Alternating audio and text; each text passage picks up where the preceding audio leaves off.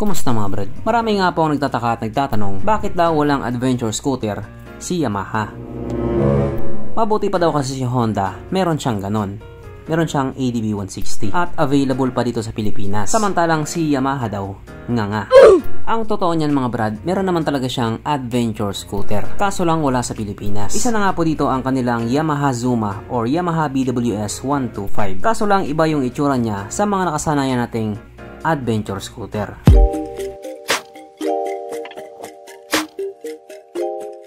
Pero syempre bago tayo magpatuloy, kung bago ka pa lamang napadpad dito sa aking walang kwentang channel, huwag ka na mag-subscribe.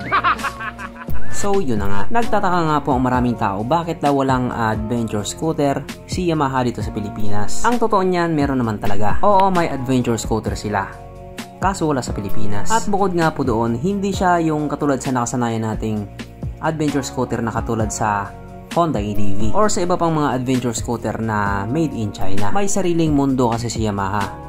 May sarili din silang design, kaya hindi po sila gaya-gaya.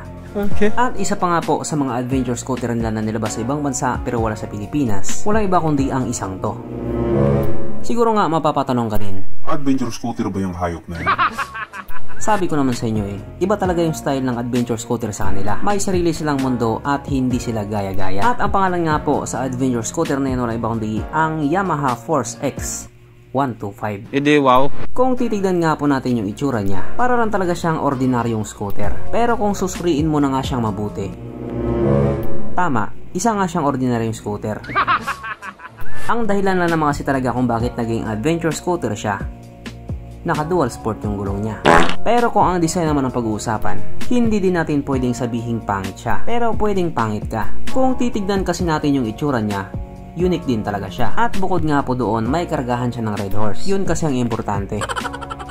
Kaya dahil dyan, pag-usapan na naman natin kung ano bang meron sa motor na ito at kung gaano nga ba talaga siya kaganda. So ito nga po ang Yamaha Force X125 na mayroong 125 cubic centimeter engine displacement, 4-stroke single cylinder, single overhead cam with 2 valves. Powered by blower technology na ibig nga pong sabihin malakas na makina at the same time mas pinatipid pa nila sa gasolina. Fuel injected, kaso lang ito po ay naka-air cooled pa din.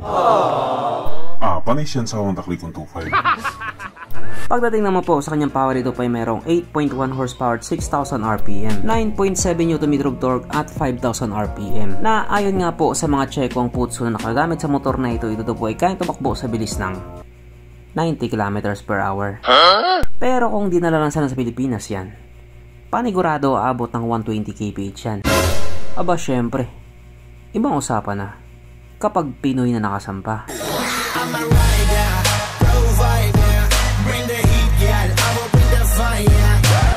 Ang kanyang tangke ay kaya magkarga ng 5.1 liters fuel tank capacity na kumukonsumo naman daw po ng 45 kilometers per liter. So hindi na rin masama para sa isang 125cc na adventure scooter kuno. Ang sukat ng kanyang gulong 100/90/10 sa harap at 100/90/10 naman sa likuran.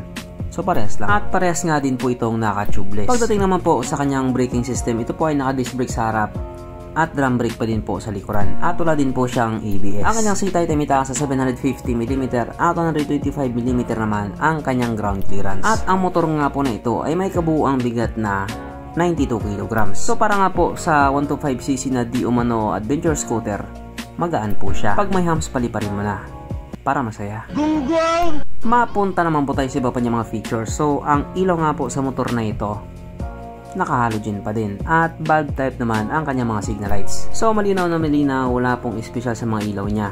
Old school pa din. Pero katulad nga po sa palagi kong sinasabi, sa panahon ngayon madali na lang pong gawa ng paraan yan. Ang dami-dami na pong mabibilhang LED lights. Kung gusto mo, lagyan mo disco light. Ang kanyang gauge panel ito po ay naka-digital. Na ganyan nga po ang itsura. Ang lapad-lapad niya pero wala pa sa kalahati yung pinaka panel niya. Maganda sana kung niliitan na lang nila para mas lumitaw lalo yung naked handlebar niya. Yes po, naka-naked handlebar po siya. Medyo hindi lang siya halata kasi nga ang laki ng gauge panel na nilagay nila. Para sa akin, hindi po siya bagay. Para siyang tao na may malaking ulo pero may maliit na utak.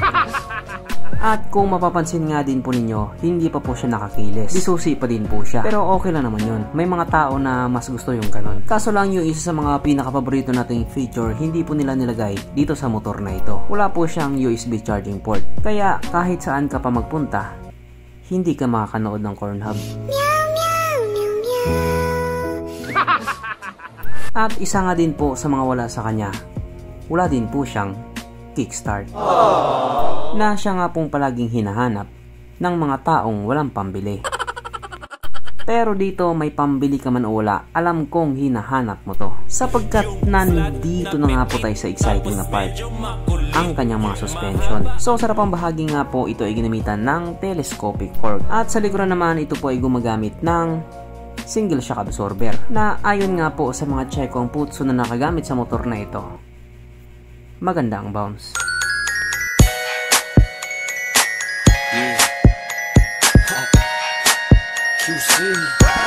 O alam ko na, bitin ka pa. Kaya meron pang isa.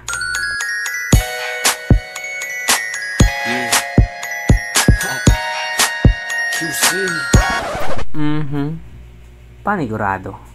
Wala na namang nalungkot.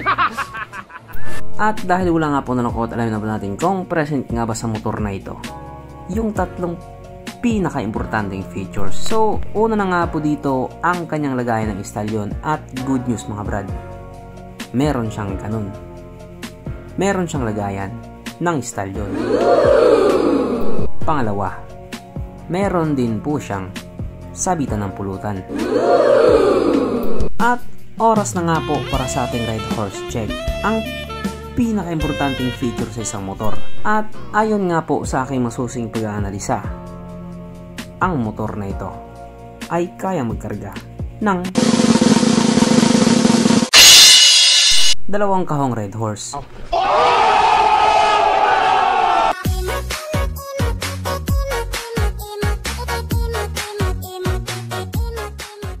So therefore ang motor na ito ay talagang highly recommended. At regarding nga po sa kanyang presyo, ito nga po ay nagkakalaga ng 8,980 Chinese Yuan. Na kung i-convert nga po natin into Philippine Peso, ito po ay papatak lamang ng 70,000 pesos. Alam ko may magsasabing mura, pero meron din naman magsasabing paano naging mura yan? Eh wala namang special dyan sa motor na yan. So hindi na naman po magkakasundo ang mga tao pagdating sa bagay na yan. At oo, ang motor na ito ay nilabas sa bansang China. But China, marahil nagtatanong kayo bakit pa nilabas sa China yan? Ang dami-dami ng motor sa China. Pwede namang dito ilabas sa Pilipinas yan. Bakit sa China pa? Oo nga naman, dapat dito na lang para mautang. At para naman doon sa mga magtatanong kung ilalabas ba ang motor na yan dito sa Pilipinas, sa totoo lang mga brady, hindi ko po talaga alam. Tanging si Yamaha lang po ang makakasagot niyan. Pero sana nga talaga makarating dito para naman magbago ng itsura ng mga adventure scooter dito sa atin. So hanggang dito na lang muna mga brad. Kung may gustong sabihin or gustong idagdag doon sa mga sinabi ko, mag-comment ka na lang sa baba. Okay, bye.